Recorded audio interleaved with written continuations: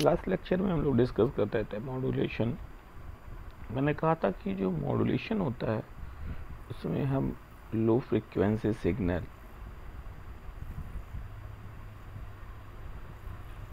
Modulating signal, AM cos omega MT को high frequency carrier signal CT equal to इसी cos omega CT पे superimpose करवा देते हैं। जब हम सुपर इम्पोज करवाते हैं कैरियर पे तो कैरियर की कैरेक्टरिस्टिक्स में चेंजेस आता है, या तो इसके एम्पलीट्यूड में चेंजेस आएगा, या ओमेगा CT इसके टोटल फेज में चेंजेस आएगा, या तो ओमेगा से इसके फ्रीक्वेंसी में चेंजेस आएगा। ये कहलाता है हमारा मॉड्यूलेशन। तो हमने कहा था कि modulation is the process of super imposing information content of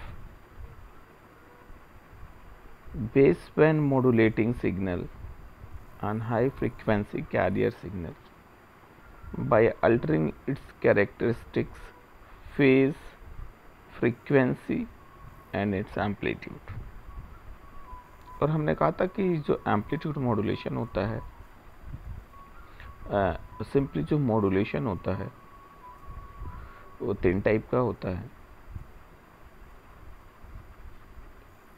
हमारा एनालॉग मॉड्यूलेशन, पल्स मॉड्यूलेशन और डिजिटल मॉड्यूलेशन। यहाँ पे मेंशन भी है कि analogue modulation, pulse modulation, digital modulation. Analogue modulation further 2 type का होता है, एम्पलीट्यूड मॉड्यूलेशन और उसके बाद एंगल मॉड्यूलेशन।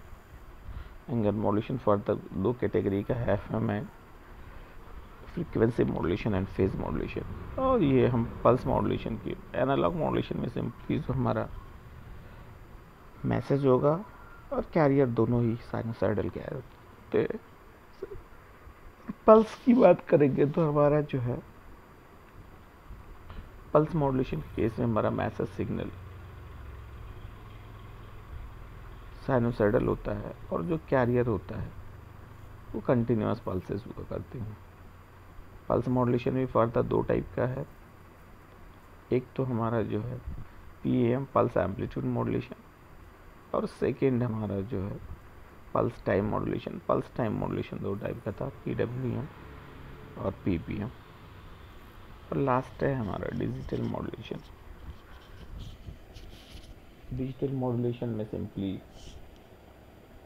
जो हमारा मॉड्यूलेटिंग सिग्नल होता है वो डिजिटल या सिंपली बाइनरी बीट होता है 1 0 0, जो भी बीट होगा बीट सीक्वेंस।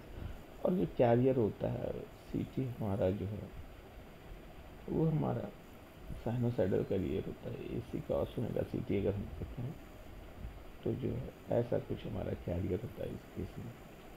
और हम इस केस में मैसेज सिग्नल या सिंपली बाइनरी डेटा को सुपर इम्पोज करवाते हैं कैरियर पे, जिससे इसकी कैरेक्टरिस्टिक में चेंजेस होता है। तो डिजिटल मॉड्यूलेशन फर्दर होता है ASK, PSK, FSK, amplitude shift की, फ्रीक्वेंसी शिफ्ट की और फेज शिफ्ट की। तो ये तो इसके टाइप्स होते हैं और हम सारे टाइप्स को डिस्कस करेंगे 1 बाई 1। और उसके डिस्कशन से पहले हमारा जो फर्स्ट पॉइंट आता है कि नीड ऑफ मॉड्यूलेशन, कि हमें जो है मॉड्यूलेशन की रिक्वायरमेंट क्यों है। तो हम बात करेंगे अब नीड ऑफ मॉड्यूलेशन पर। तो हमने जैसे कहा कि पहला पॉइंट इस पर लिखा भी, avoid the mixing of signal. First point पे हम डिस्कशन करेंगे avoid mixing of, avoid mixing of signal जो पहला पॉइंट है इस पर डिस्कशन हो। कैसे जो है हम मॉड्यूलेशन के थ्रू सिग्नल का ट्रांसमिशन करते हैं विदाउट मिक्सिंग। तो जैसे अभी हम बात करते हैं कि हमारे पास जो है मैसेज सिग्नल है। हमने कहा कि हमारे पास 3 इनपुट्स इंफॉर्मेशन और ये सब 5 किलो हर्ट्ज के हैं।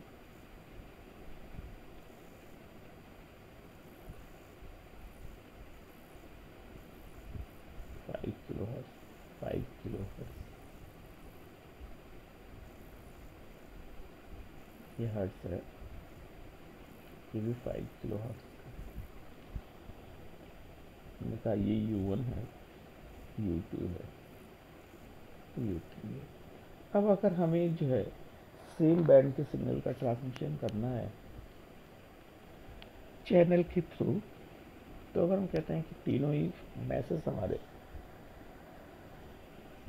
5 किलो हर्ट्ज के हैं, जब हम ट्रांसमिशन की बात करेंगे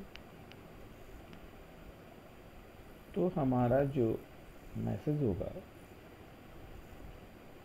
वो तीनों ही मैसेज ओवरलैप कर, जैसे हमने कहा कि हमने ट्रांसमिट कर दिया, ये U1 है 5 किलो हर्ट्ज का, और फिर हम U2 को ट्रांसमिट कर रहे हैं, U2 भी 5 किलो हर्ट्ज का, तो ये हमारा U2 इसके आ गया 5 किलो हर्ट्ज,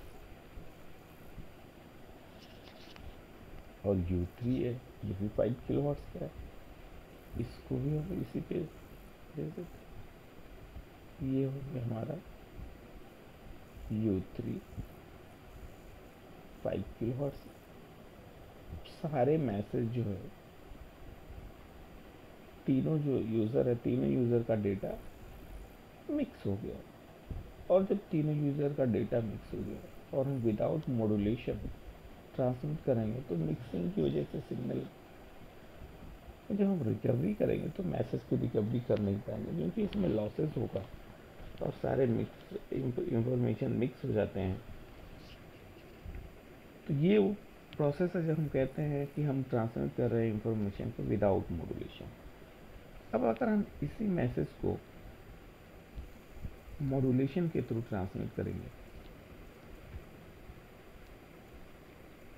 तो क्या होगा? अब हम कहते हैं कि जब हम मॉड्यूलेशन परफॉर्म करते हैं तो जो मॉड्यूलेटेड सिग्नल होता है, जिसे हम कहते हैं AXMT,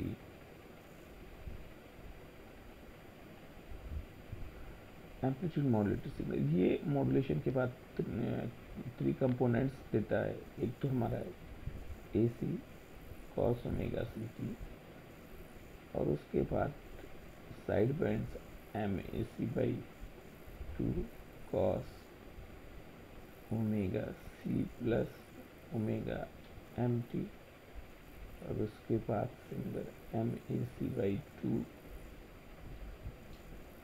cos omega C minus cos omega MT। तो 3 कंपोनेंट्स आए, ये होते हैं carrier cos omega CT, MAC/2 cos omega C plus omega MT, ये होते हैं हमारे साइड बैंड, और ये cos omega C minus cos omega MT, ये भी होता है side band. Omega C plus omega M होता है अपर साइड बैंड, और जो है omega C minus omega M होता है हमारा लोअर साइड बैंड। तो इससे हम क्या देखते हैं कि जो मॉड्यूलेटेड सिग्नल होगा उसमें 3 कंपोनेंट हो गए,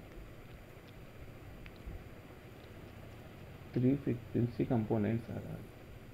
एक तो हमारा FC कैरियर, उसके बाद हमारा USB FC प्लस FM, और हमारा हो गया LSB FC minus F। 3 frequency component हो गया, carrier, USB upper side band, LSB lower side band.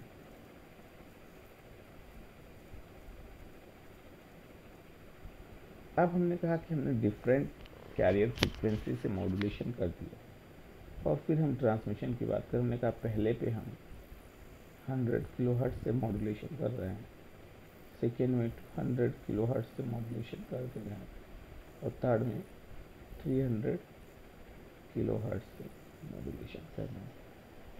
अब जब हम डिफरेंट कैरियर फ्रीक्वेंसी से मॉड्यूलेशन करते हैं तो हम जानते हैं कि मॉड्यूलेशन के बाद जो कैरियर साइड वेव रेट होते हैं इनकी frequency F C plus F M होती है और F C minus F M होती है। तो अगर हम बात करेंगे फर्स्ट में, तो जो फ्रीक्वेंसी हो जाएगा इसका यूएसबी, ये तो कैरियर हो जाएगा, इसका एलएसबी हो जाएगा F C minus F M, तो 100 माइनस 5 तो 95 किलो हर्ट्ज, और इसका यूएसबी आ जाएगा F C plus F M 105 kilo hertz. और सेकेंड केस की बात करेंगे तो सेकेंड केस में जो है आ जाएगा F C plus F M F C minus F M, तो हो 200 माइनस 5 195, और इसका यूएसबी आ जाएगा 200 प्लस 5 205। केस में जो है बैंड हो जाएगा हमारा सिमिलरली 295 एलएसबी और 305 यूएसबी। अब हम देख रहे हैं कि जब हम मॉड्यूलेशन परफॉर्म कर दे रहे हैं तो जो हमारा बैंड है वो चेंज होगा सबका यूएसबी एलएसबी। अब अगर हम ट्रांसमिशन करते हैं तो जो हमारा मैसेज का ट्रांसमिशन है उसमें हम देखते हैं कि कैसे ट्रांसमिशन होगा।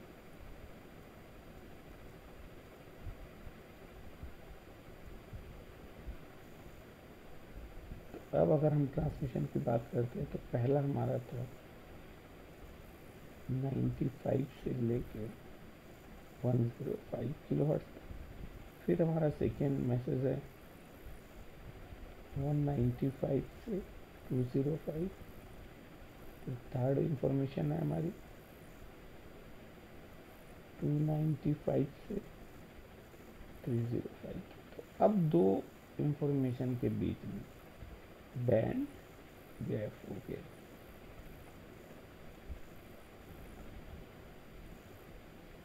इस बैंड गैप से बैंड गैप क्रिएट हो गया जब हमने मॉड्यूलेशन परफॉर्म किया। आफ्टर मॉड्यूलेशन तो इससे जो हमारा मैसेज है, मैसेज की प्रॉपर ट्रांसमिशन हम कर सकते हैं विदाउट मिक्सिंग। और हमने देखा जब हम बिफोर मॉड्यूलेशन ट्रांसमिशन कर रहे थे तो सारे मैसेज एक कॉमन बैंड पे ही आके मिक्स हो जा रहे थे।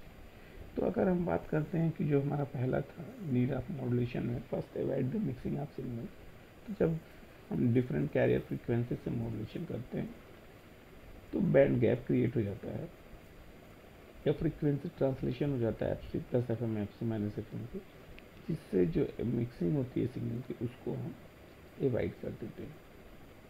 इसमें लिखा भी होगा, इसमें बना हुआ है कि जो है इसमें 1 किलो हर्ट्ज का मैसेज लिया हुआ है और उसमें 100 kilo hertz 200 kilo hertz 300 kilo hertz से मॉड्यूलेशन परफॉर्म करता है। तो USB F C plus F M के 101 किलो हर्ट्ज जाती है, L S B 99 similar way में 201 199 301 290 299 होगा ये। तो यहाँ पे मॉड्यूलेशन के बाद हम देखते हैं कि यूएसबी एल एस बी हुआ 99 101 199 201, बीच में दो इंफॉर्मेशन के बीच में बैंड गैप क्रिएट हो गया, जिससे हम इजीली मैसेज का ट्रांसमिशन कर देते हैं। इसमें लिखा हुआ है कि modulation process translate different baseband signal and different carrier frequency so that a spectrum overlapping does not take place and mixing of signal is avoided। और सेकेंड पॉइंट है allow the multiplexing of signal. तो second point की अगर हम बात करें allow the multiplexing of signal, तो similar way में जैसे मैंने कहा avoid the mixing of signal, similar way में allow the multiplexing of signal भी, जैसा कि हम कहते हैं मल्टीप्लेक्सिंग सिंपली होता many to one communication. Many to one communication meaning कि मल्टीपल इनपुट इंफॉर्मेशन को एक कॉमन चैनल के थ्रू ट्रांसमिशन करते हैं। तो अब हम इसमें भी ये कहते हैं कि अगर हमारे पास सेम इंफॉर्मेशन है, सेम फ्रीक्वेंसी बैंड के इंफॉर्मेशन है, जैसे हमने यहाँ नीड ऑफ मॉड्यूलेशन में डिस्कस किया है, तो अगर हम मल्टीप्लेक्सिंग के थ्रू ट्रांसमिट करेंगे तो सब जो है कॉमन बैंड पे ट्रांसमिट हो जाएगा, एक ही कॉमन बैंड पे। तो अगर हम इसमें भी अगर मॉड्यूलेशन परफॉर्म कर देंगे डिफरेंट कैरियर फ्रिक्वेंसी से, तो जो है जो हमारा मैसेज होगा उसमें यूएसबी एलएसबी क्रिएट हो जाएगा, मतलब यूएसबी एलएसबी के थ्रू उसमें बैंड गैप क्रिएट हो जाएगा, जिससे इंफॉर्मेशन के प्रॉपर ट्रांसमिशन और रिकवरी हो जाएगा। तो इसमें भी लिख के रखा है कि multiplexing means transmission of 2 or more signal over the same channel. तो हमने कहा था सिंपली कि मल्टीप्लेक्सिंग जो मैनी टू वन ट्रांसमिशन होता है कि multiple users one by one select करके कॉमन चैनल के थ्रू ट्रांसमिट कर दिए जाते हैं। Modulation process translate different base band signal at different carrier frequency so that can be transmitted without any information loss. तो हमने कहा कि जब हमारे पास सेम इंफॉर्मेशन होगा और हम डिफरेंट कैरियर फ्रीक्वेंसी से मॉड्यूलेट कर देंगे तो सिग्नल ओवरलैप नहीं करेंगे, जिससे इसमें कोई इंफॉर्मेशन लॉस नहीं होगी और विदाउट इंफॉर्मेशन लॉस हम सिग्नल का ट्रांसमिशन कर देते हैं। अब नेक्स्ट पॉइंट होता है reduce the height of antenna. तो हम जानते हैं कि किसी भी एंटीना की अगर हम प्रैक्टिकल हाइट की बात करते हैं, उसको हमने अभी डिनोट कर दिया h, तो ये सिंपली होता है लेमडा बाई 4।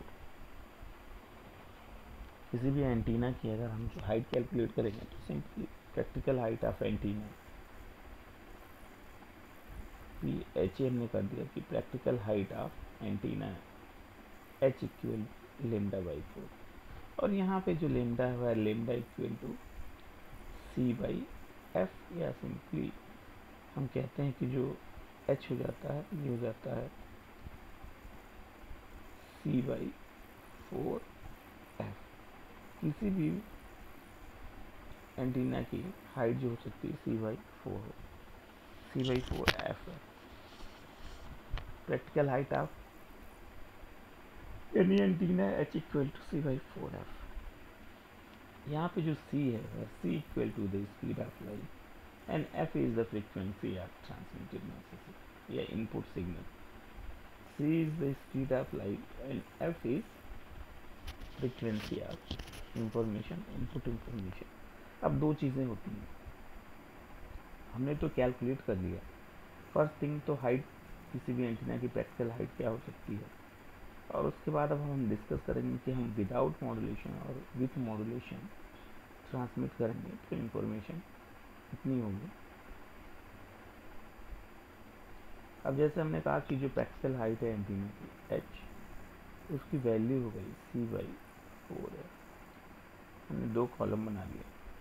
अब हम कहते हैं कि हम बिफोर मॉड्यूलेशन बात करेंगे, और ये am लिख दिया, ये है बिफोर मॉड्यूलेशन और ये है आफ्टर मॉड्यूलेशन। अब हम कहते हैं कि जब हम इनिशियल बिफोर मॉड्यूलेशन मैसेज का ट्रांसमिशन कर रहे हैं तो जो हमारी एफएम की वैल्यू है, एफएम सिंपली मॉड्यूलेटिंग सिग्नल की फ्रीक्वेंसी, हमने कहा कि 5 किलो हर्ट्ज है।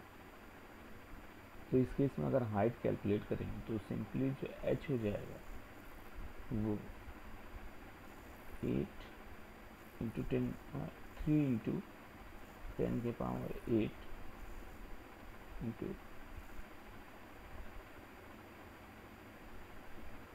4 cos 5 इंटू 10 के पावर 3। तो ये अप्रॉक्सीमेटली अगर हम इसकी बात करेंगे तो जो भी हाइट आएगी ये किलोमीटर में आ जाएगी, क्योंकि ये हो जाएगा 4 5 से 20 और यहाँ पे 3 हो जाएगा तो 10 के पावर 4, मतलब 10 किलोमीटर के आसपास आएगा। 20 किलोमीटर के आसपास आ जाएगा। 5 20 40 किलोमीटर के आसपास आ जाएगा जो भी वैल्यू आएगी, लेकिन जो भी वैल्यू आएगी वो किलोमीटर में आ जाएगी। तो क्या कोई पॉसिबिलिटीज़ है कि हम जो है एंटीना डिज़ाइन कर दें किलोमीटर में? हमने देखा है कि जो सेलुलर कंपनीज होती हैं टावर लगा दी, उनके टावर्स इस्टेब्लिश होते हैं, तो देखते हैं हम जो हाइट होती है कितनी होती है उनकी, मैक्सिमम हाइट 100 200 के रेंज में, 100 से 200 के बीच में वैरी करती है। तो हमने बिफोर मॉड्यूलेशन अगर हमने एंटीना डिज़ाइन किया तो किलोमीटर में आ रहा है कि जिसकी पॉसिबिलिटी मिनिमम है। मिनिमम नहीं, मिनिमम क्या इम्पॉसिबल है कि हम किलोमीटर के हाइट में एंटीना डिज़ाइन कर दें। और उसके बाद अगर हम यही सेम चीज़ कहते हैं कि अब जो पहले फ्रीक्वेंसी 5 किलो हर्ट्ज की थी और हमने मॉड्यूलेशन किया ये 5 मेगा हर्ट्ज की हो जाएगी। तो अब अगर हम हाइट कैलकुलेट करेंगे तो एच हमने कहा था C/4 एफ है, ये हो जाएगा 3 × 10⁸ और ये आ जाएगा वहाँ पर 4×5 × 10⁶। तो ये यहाँ से हो जाएगा, फिर से ये 5×4 = 20 और ये 3 से डिवाइड हो जाएगा, तो ये हो जाएगा 1.5 और 8 से 6 7 कैंसिल हो जाएगा, 1 बचेगा, तो सिंपली 15 मीटर आएगा। 15 मीटर। इसके पहले मैं इसको 8 एज्यूम कर लिया था, इसलिए मैं कहा कि 40 आ रहा, तो उस केस में आता था 15 किलोमीटर, क्योंकि ये 3 था। तो पहले बिफोर मॉड्यूलेशन ये 15 किलोमीटर का आ रहा था, और जब हमने मॉड्यूलेशन का परफॉर्म करते हैं तो जो इसकी लेंथ होती है वो 15 मीटर आ रहा है। तो 15 किलोमीटर का एंटीना कभी हम डिज़ाइन नहीं कर सकते, तो 15 मीटर है इसका एंटीना हम इजीली डिज़ाइन कर सकते हैं। तो जो ये पॉसिबिलिटी है, आफ्टर मॉड्यूलेशन हम देखते हैं कि जो एंटीना की हाइट होती है वो रिड्यूस हो जाती है। तो मॉड्यूलेशन का ये भी एक एडवांटेज होता है, इसीलिए हम इसका यूज़ करते हैं मॉड्यूलेशन का जब कभी भी एंटीना की भी डिज़ाइनिंग करते हैं। इसमें मेंशन भी होगा सारा पैरामीटर, सारा कुछ। चलते हैं नेक्स्ट, रिड्यूस द हाइट। तो यहाँ पे क्लियरली मेंशन है कि एंटीना की हाइट होती है simply height of antenna equal to λ/4 where λ equal to C/f and height of practical antenna is simply C/4 where C is speed of light and f is frequency of signal. अब इसने clearly mention किया है unmodulated signal and modulated signal calculate किया है कि जो frequency है 5 kilo hertz की आ रही है। हमने जो सेम कैलकुलेशन किया था कि before modulation frequency 5 kilo hertz की, तो इस केस में जो हमने हाइट कैलकुलेट किया था वो 15 किलोमीटर का आया था, और हमने कहा कि जब मैंने मॉड्यूलेशन परफॉर्म किया तो फ्रीक्वेंसी इंक्रीज होकर 5 मेगाहर्ट्ज हो जा रही है। तो इस केस में जो हमारा हाइट है वो इंक्रीज होकर 15 मीटर आ जाएगा। तो इससे जब हम मॉड्यूलेशन परफॉर्म कर रहे हैं तो हाइट एंटीना की रिड्यूस कर रहे हैं, तो इस लिखा भी होगा it is clear during modulation frequency increases and height of antenna is reduces. अब नेक्स्ट होता है कि increase the range of communication. तो नेक्स्ट पॉइंट अगर हम increase the range of communication, simply कहते हैं कि जब हमारी फ्रीक्वेंसी मिनिमम होती है तो जो रेडिएशन होता है इसका वो पुअर होता है, और पुअर रेडिएशन की वजह से हमारा जो सिग्नल जब हम ट्रांसमिट करेंगे तो सिग्नल में लॉसेस बहुत होता है या सिग्नल में एटेन्यूएशन बहुत होता है, जिससे ये मैक्सिमम दूरी कवर नहीं कर पाता, लॉन्ग डिस्टेंस कवर नहीं कर पाता। और जब हम मॉड्यूलेशन परफॉर्म कर देते हैं तो मॉड्यूलेशन परफॉर्म करने पे हमारी फ्रीक्वेंसी या कैरियर जो भी हमारा मैसेज होता है उसकी प्रॉपर्टी चेंज हो जाती है, जिससे जो हमारी लो फ्रीक्वेंसी सिग्नल है हाई फ्रीक्वेंसी में कन्वर्ट हो जाएगा, और जो है इसका जो पहले रेडिएशन पुअर था वो रेडिएशन स्ट्रांग हो जाएगा। रेडिएशन स्ट्रांग का मतलब कि हाई स्ट्रेंथ का सिग्नल हो जाएगा, और जब सिग्नल की स्ट्रेंथ मैक्सिमम होगी तो जो हमारा सिग्नल होगा वो मैक्सिमम डिस्टेंस तक कवर करेगा।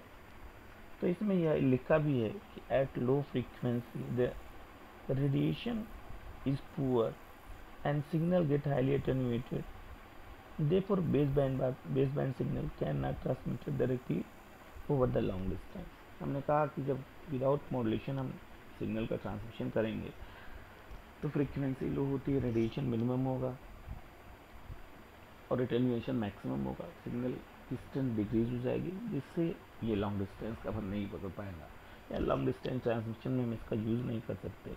और जब हम मॉड्यूलेशन परफॉर्म करेंगे तो पैरामीटर्स में चेंजेस आ जाता है। तो इसमें क्लियर कट लिखा होगा कि after modulation efficiency increases after modulation efficiency increases the frequency of signal to the radiated, and this increases the distance over which signal and this increases the distance overall upon which signal is transmitted। मैं कहा कि जब हम ऐसा कर देंगे, modulation perform करेंगे, तो रेडिएशन फ्रीक्वेंसी इंक्रीज कर जाती है और रेडिएशन मैक्सिमम हो जाएगा, एटेन्यूएशन मिनिमम हो जाएगा, जिससे ये लॉन्ग डिस्टेंस सिग्नल कवर कर लेता है। अब नेक्स्ट पॉइंट होता है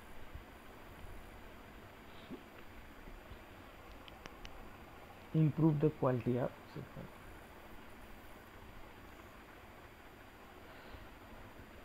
improve the quality of signal received signal। तो जैसे हमने कहा कि मॉड्यूलेशन स्कीम्स ऐसी होती हैं जिससे जो नॉइज़ का पार्ट होता है वो मिनिमम हो जाता है। जब हम मॉड्यूलेशन परफॉर्म करते हैं तो जब नॉइज़ का पार्ट मिनिमम हो जाएगा तब नॉइज़ को हम सप्रेस कर देते हैं, नॉइज़ का इंटरफेरेंस हमारे मॉड्यूलेटेड सिग्नल में मिनिमम होता है। उस केस में जो हमारा सिग्नल होता है वो मैक्सिमम डिस्टेंस कवर करता है, मैक्सिमम डिस्टेंस कवर करेगा, क्योंकि सिग्नल की स्ट्रेंथ मैक्सिमम रहती है। नॉइज़ एसोसिएशन, नॉइज़ जो हमारा सिग्नल है उसको मिनिमम डिग्रेड करता है, या सिग्नल में लॉस हमारा मिनिमम होता है, तो जिससे हमारा जो मैसेज होता है बेस्ट क्वालिटी का मैसेज का जो ट्रांसमिशन होगा वो फुल स्ट्रेंथ सिग्नल का ट्रांसमिशन होगा, और जो रिसीव मैसेज होगा उसकी स्ट्रेंथ मैक्सिमम होगी। तो जिससे जब हमारा मैक्सिमम स्ट्रेंथ का सिग्नल हमको रिसीव होगा तो उससे हम जब मैसेज की रिकवरी करेंगे तो बेस्ट क्वालिटी का इंफॉर्मेशन हमको रिसीव हो जाता है। तो इसमें लिखा भी होगा यही कुछ, the signal communication using modulation technique such as the FM and PCM reduces the effect of noise to greater extent in the noise improve the quality of signal is improved। noise reduction in the noise improve the quality of signal। वही हमने कहा कि जब हम जो without modulation transmit करेंगे, मतलब हम जब मॉड्यूलेशन कर देते हैं तो जैसे FM PCM जैसे जो मॉड्यूलेशन सिस्टम्स होते हैं, इस केस में जो हम नॉइज़ को मैक्सिमम रिड्यूस कर देते हैं, और जब हम नॉइज़ को मैक्सिमम रिड्यूस कर देते हैं तो हमारा जो सिग्नल होता है उसमें इम्प्रूवमेंट हो जाता है, और सिग्नल का इम्प्रूवमेंट से हमारा बेस्ट क्वालिटी का सिग्नल रिसीव होगा। तो ये था पूरा need of modulation. Need of modulation में हमने 5 पॉइंट डिस्कस किया। फर्स्ट पॉइंट हमने कहा था एवॉइड मिक्सिंग ऑफ सिग्नल। फिर हमने कहा कि सेकेंड पॉइंट पे allow the multiplexing of signal. Third point हमने कहा कि reduce the height of antenna. Fourth point हमने कहा कि increase the range of communication. और हमने लास्ट पॉइंट डिस्कस किया कि improve the quality of received signal. Improve the quality of received signal fifth point है। तो हमने 5 पॉइंट डिस्कस किया। जब कभी भी आपसे पूछा जाएगा how does need of modulation, तो डिपेंड करता है कि कितने मार्क्स के क्वेश्चन में आएगा। अगर आपका शॉर्ट टाइप का क्वेश्चन होगा जिसमें हम कहते हैं 2 मार्क्स वाले क्वेश्चन होते हैं, तो आप सिंपली कहेगा कि नीड ऑफ मॉड्यूलेशन लिखना है, तो आपको बस इतना लिख दीजिएगा कि पॉइंट वाइज कि allow the multiplexing of signal, divide the mixing of signal, reduce the height of antenna, increase the range of communication and improve the received signal quality. और अगर हम कहते हैं कि ये 5 मार्क्स वाले क्वेश्चन में आएगा, तो आपको इसको डिटेल में पूरा सारे पॉइंट्स को डिस्कस करना पड़ेगा कि कैसे जो है मिक्सिंग को रिड्यूस करता है, सिग्नल के मिक्सिंग को रिड्यूस करता है, कैसे एंटीना की हाइट जो हमारी रिड्यूस हो जाती है, कैसे जो है सिग्नल की रेंज में इंक्रीमेंट हो रहा है, कैसे हमारे पास सिग्नल जो रिसीव हो रहा है उसकी क्वालिटी इंप्रूव हो जा रही है। और कहीं आपको और भी पॉइंट लिखा मिल सकता है कि बैंड सेविंग सिस्टम है, कि अगर हम मल्टीप्लेक्सिंग कर देते हैं तो हमारा जो है बैंड यूटिलाइज होता है, बैंड का हम फुल यूटिलाइजेशन करते हैं। तो ये नीड ऑफ मॉड्यूलेशन था, हम डिस्कस करेंगे सिंपली जो नेक्स्ट टॉपिक होगा एम्पलीट्यूड मॉड्यूलेशन।